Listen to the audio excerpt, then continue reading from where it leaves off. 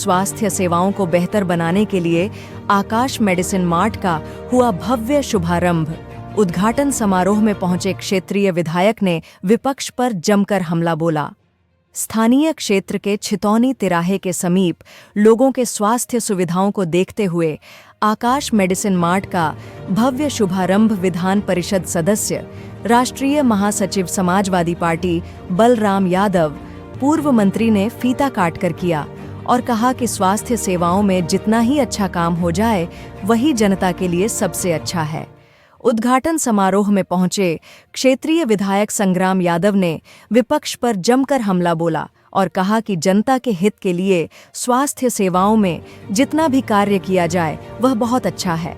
जिस तरह से यहाँ मेडिकल हॉल खोलकर जनता को सुविधा देने का काम किया जा रहा है वह काफी अच्छा है। वक्फ संशोधन बिल पर उन्होंने कहा कि हमारी पार्टी और हमारे नेता माननीय अखिलेश यादव जी ने देश की संसद में अपना पक्ष मजबूती के साथ रखने का काम किया है। जो इस देश की असल समस्या है, महंगाई, बेरोजगारी, भ्रष्टाचार, उस पर सरकार का ध्यान नहीं है। उन्होंने उत्तर प्रदेश सरकार पर बहुत गंभीर टिप्पणी किया है और कहा कि बुलडोजर से भय पैदा होता है।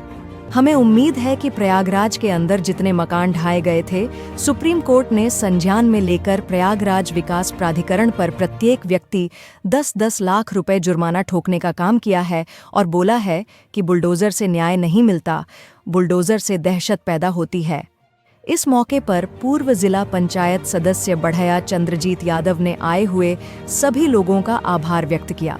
इस मौके पर ब्लॉक प्रमुख चंद्रशेखर यादव, नगर अध्यक्ष सुभाष चंद्र जायसवाल, जगदीश पांडे, संदीप सिंह, के यादव, नरेंद्र नाथ यादव, देवेंद्र यादव, नागेंद्र यादव, कन्हैया गौड, संतराम, राज कपूर पूर्वांचल, नरसिंह, लक्ष्यराम वर्मा, शीतला निषाद समेत लोग मौजूद रहे।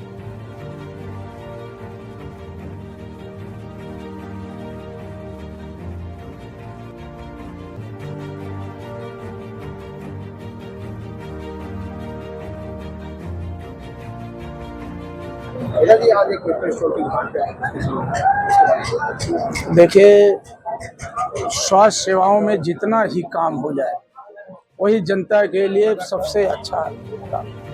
और आज जिस तरह से यहाँ पर मेडिकल हॉल खोल करके जनता को सुविधा देने का काम किया जा रहा है वो बहुत ही सराहनीय है। और एक नौजवान विपिन जो इस तरह का सराहनीय कदम आगे बढ़ाए हैं, हम सब मिल करके उनका बहुत ही सहयोग करेंगे और उम्मीद भी करेंगे कि ये बहुत रात दिन मेहनत करके इस मेडिकल के क्षेत्र में आगे बढ़ चढ़ करके जो अच्छे ब्रांड की दवाइयाँ हैं वो जनता को उपलब्ध कराने का एक काम करेंगे।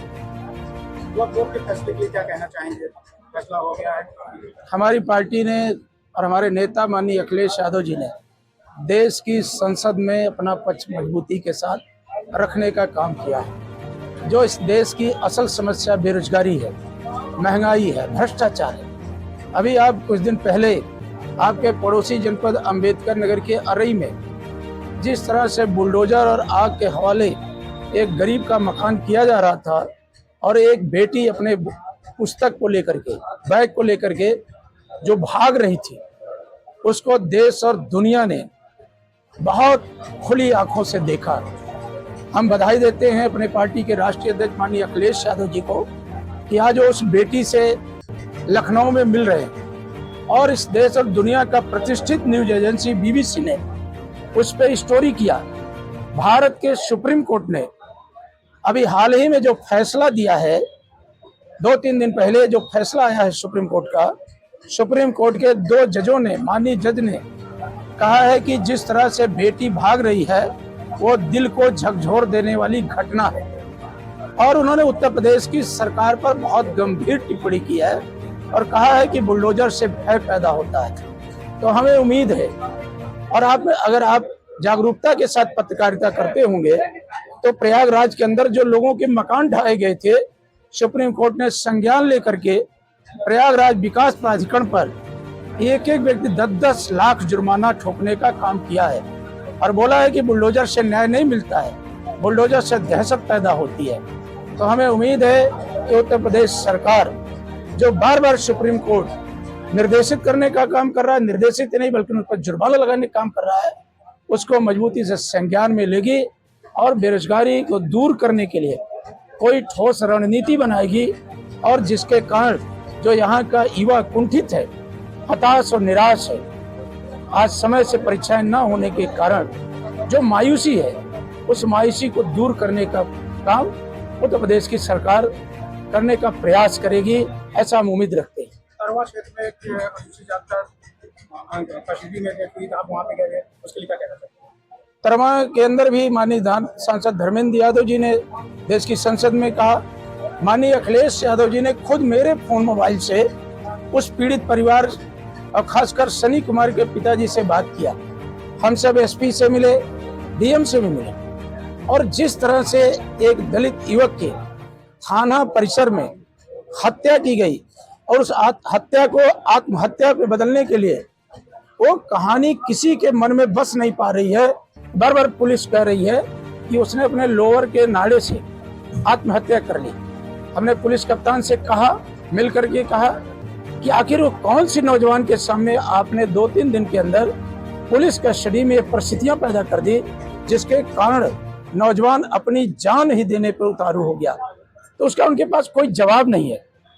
तो आज उत्तर प्रदेश के अंदर पीड़ित समाज के ऊपर लगातार उत्पीड़न बढ़ रहा है ताकि पीड़ित समाज अपने हक और अधिकार के लिए लड़ ना पाए, इसलिए तरह तरह के उसके ऊपर पुलिसिया जुर्म और अत्याचार किए जा रहे हैं। समाजवादी पार्टी अभी आप कुछ दिन बाद देखिएगा और पूरा देश समाजवादी पार्टी पर उम्मीद रखता है।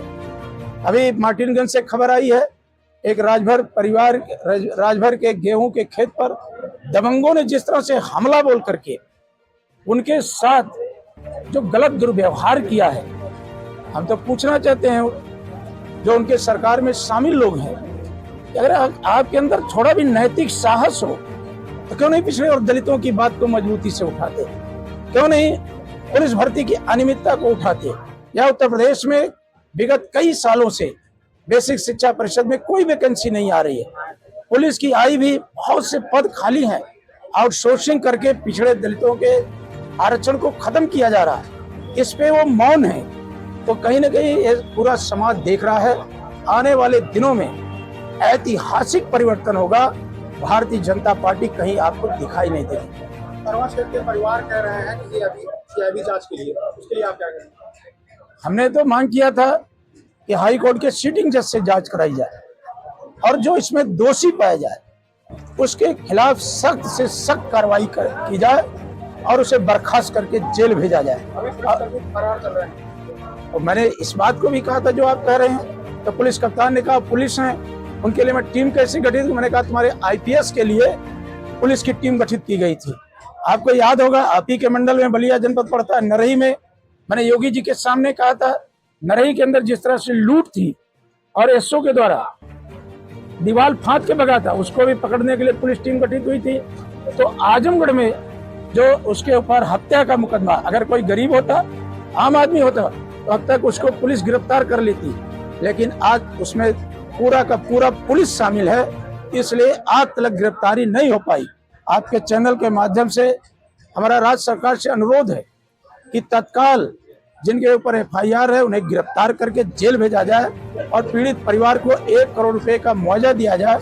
जो उनकी विकलांग बहन है उनको नौकरी दिया जाए, तब जाकर के हमें लगेगा कि सरकार कुछ न्याय कर रही है।